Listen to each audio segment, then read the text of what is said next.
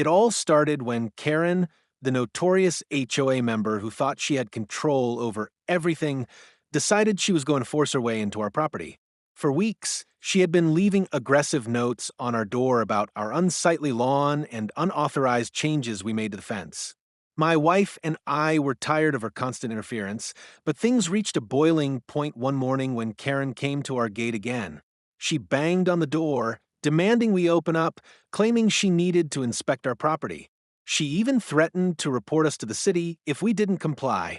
At first, we ignored her, hoping she'd leave.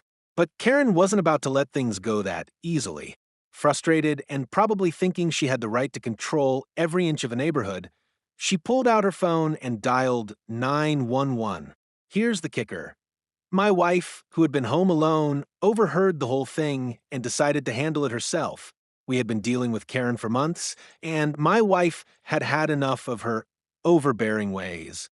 When Karen started shouting at the 911 dispatcher, demanding immediate police intervention to forcefully enter our home, my wife, calm but firm, picked up the phone and explained the situation. She told them Karen was trespassing, making false accusations, and trying to intimidate us.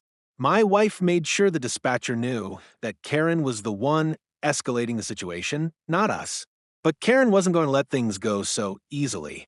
As soon as the police arrived, she spun her own story. She claimed we were trying to lock her out and refused to let her do her job. The officers, initially confused, listened to both sides. But when they found out my wife had been on the phone with 911 and had been the one to handle the call professionally, it was clear who the problem was. Karen, realizing the situation wasn't going her way, became more erratic, raising her voice and continuing to make baseless claims.